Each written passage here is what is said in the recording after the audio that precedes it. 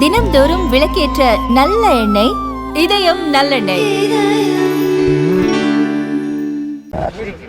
எல்லோருக்கும் எல்லாம் என்ற அரசு. இந்த அரசில் இனம், மொழி, மாச்சரியங்கள் கடந்து திராவிட மாடல் ஆட்சி நடைபெற்று கொண்டிருக்கின்ற நல்லதொரு ஒளிமயமான சூழ்நிலையில் அவரவர்கள் விரும்புகின்ற பண்டிகைகளுக்கு அவரவர்கள் அந்த மக்கள் மகிழ்ச்சியோடு வைத்திருக்கின்ற ஆட்சி இந்த ஆட்சி என்பதற்கு இந்த தீபாவளி திருநாளிலே அந்த மக்களுக்கு பரிசு பொருட்களை தந்ததிலிருந்து புலப்படும். ஆகவே அனைவருக்கும், நம்பிக்கையுள்ள அனைவருக்கும் இனிய தீபாவளி திருநாள் வாழ்த்துக்கள்.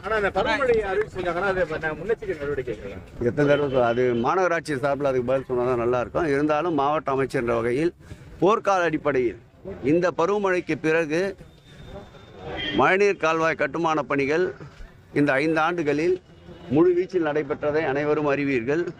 ஒவ்வொரு ஆண்டும் தண்ணீர் தேங்கி நிற்கின்ற பகுதிகளை கண்டறிந்து அடுத்தடுத்து வருகின்ற ஆண்டுகளில் அந்த தண்ணீர் தேங்காமல் நிற்பதற்கு போர்க்கால அடிப்படையிலே மழைநீர் கால்வாய்கள் அமைப்பது, மற்ற இடங்களில் அதற்குண்டான மழை காலங்களில் மின் மோட்டார் வாயிலாக தண்ணீரை இறைப்பது, அதேபோல் மழைநீருக்கு ஆதாரமாக இருக்கின்ற அனைத்து கால்வாய்கள் மாநகராட்சி, அதேபோல் நீர்வளத்துறை, பொதுப்பணித்துறை இவர்கள் வசம் இருக்கின்ற சாலைகள், கால்வாய்கள் அனைத்தும் தூர்வாரப்பட்டு தயார் நிலையில் இருக்கின்றது.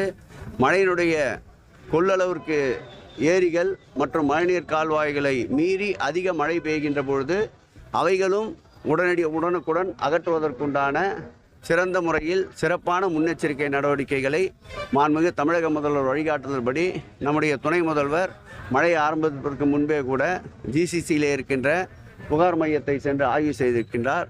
அதேபோல் நம்முடைய மாநகரத்துடைய மேயர், அதேபோல் நம்முடைய உள்ளாட்சித்துறை அமைச்சர் நேரு அவர்கள் தொடர்ந்து பருவமழை வருவதற்கு முன்பாக எடுக்கப்பட வேண்டிய அனைத்து முன்னெச்சரிக்கை நடவடிக்கைகளையும் எடுத்திருக்கின்றார். கூடிய மட்டும் இந்த பருவமழை காலங்களில் மக்களோடு மக்களாக நின்று அவருடைய துன்பங்கள், துயரங்கள் அடையா வண்ணம் போர்க்கால அடிப்படையில் நடவடிக்கைகள் மேற்கொள்ளப்படும்.